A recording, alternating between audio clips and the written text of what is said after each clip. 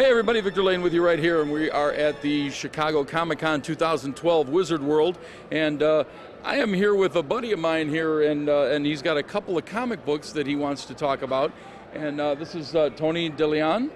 How you doing there? How's everything going? Good to see you again. Thank you. Always a pleasure, sir. Always a pleasure. Thank you.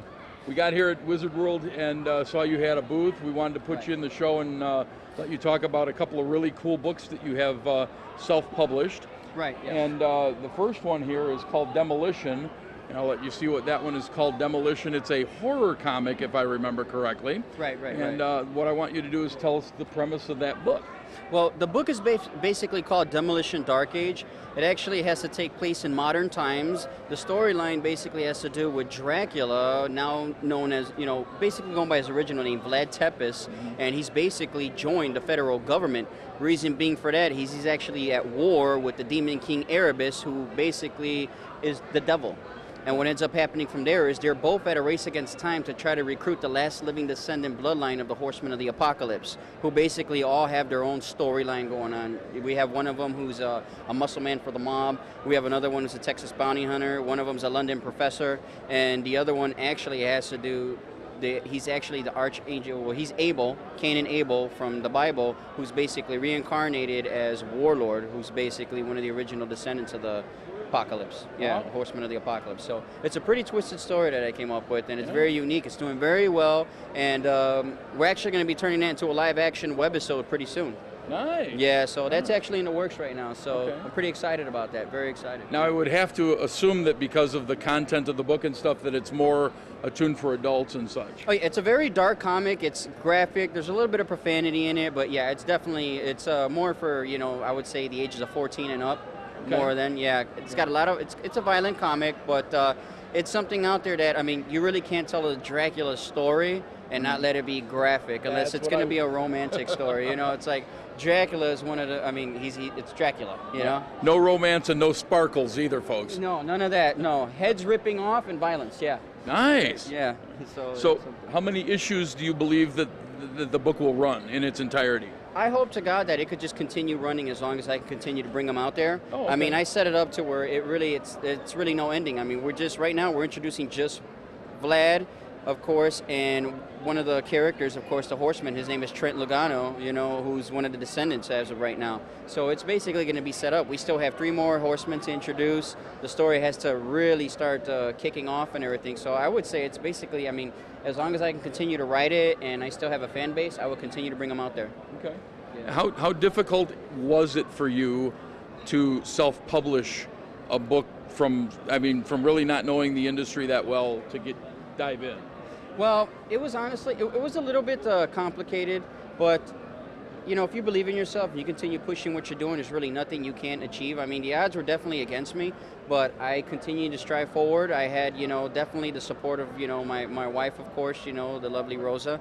So it definitely pushed us through to continue, going forward with it. And I just put all my savings into it, published it out there, did very well. We had a very, very, successful couple conventions, of course, which, of course, me and you ran into each other at a few of those. So it went very well. And then it definitely gave me the energy and strive to produce my next issue, which is a completely different, dissimilar comic, So it definitely, if you have a dream and you have a drive to do it, there's nothing that's going to stop you. You're going to continue going forward. Absolutely. So yeah, it went very well. Good words, and for folks that are out there that want to self-publish, these are great thoughts about the industry and stuff, and how you can actually, just keep pushing and do what you need to do. Absolutely. Absolutely. Always believe in yourself and never ever let anybody tell you can't do it. You can do it. Just believe in yourself and just keep pushing at it, Now, is this your first Wizard, or your first, convention on this scale, I should say? Well, I'll be honest with you. I was here last year handing out flyers for Demolition Dark Age. Oh, wow. I was just here last year. So within 1 year, I seen a major, it just completely just snowballed from there.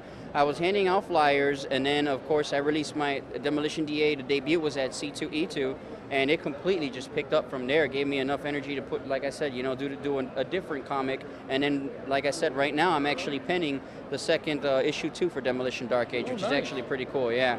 And when will that be coming out, do you know? That one's going to debut actually at DanCon. We have that one debuting DanCon, for sure. DanCon, yeah. So that one's going to be debuting at DanCon, and then we'll also be putting it out there for C2E2 2013. Very yeah. cool, very cool. Now, since I've seen you at the last show that I saw you at, you have another book that has come out, and it's called La Femme 9 AM. Right, it's called La Femme 9M actually, and it's a very, very fantastic comic. It actually has to do with these 9 assassins, and we're introducing 2 in the first story.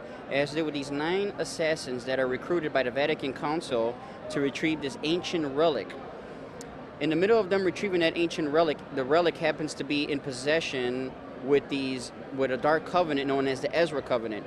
While they go on that heist and retrieve that relic, they realize little by little as the story unfolds that the weapon was actually created by God and the devil. It's actually a weapon, not a relic. It was to balance out the souls of Earth. As they do that and retrieve that, it initiates a war with that Dark Covenant because that Dark Covenant wants that relic back. So it's a big war that breaks out with that story. We introduce an amazing character known as the Professor 9M, another beautiful character known as Azura. So it's a real great comic. It's picking up, and we're doing very well here. It debuted here at Wizard World. We're doing very good with our copies, and I couldn't be any happier, to be quite honest with you. That's great, and it's always great to see that, you know, from someone who is not, you know, published before, to come out with 2 books, you know, right away within a year or so, and have both of them be this popular. You know, it's funny because I honestly did not expect it to happen. I was just chasing a dream. This has always been a life dream to me. I love comic books. I read comics. I learned to read through reading comic books, you know, so I didn't expect it to happen, and I consider it to be a blessing. You know, it really let me know that my hard work is really paying off. That's very cool. I'm going to show you the book here. This is the cover of the very first issue of La Femme 9M. And what exactly does the 9M stand for? 9 millimeter, yeah, it's a 9 okay. millimeter bullet. That's basically their weapon of choice. They work with 9 millimeter bullets, you know, basically less recoil, more action and everything from there, you know. Because you had said something about the, Enough of the small talk. It's my spotlight now. Come on. Come on, get going. Okay. Not that I'm unhappy. All right, come on, darling. Have a seat. All right, now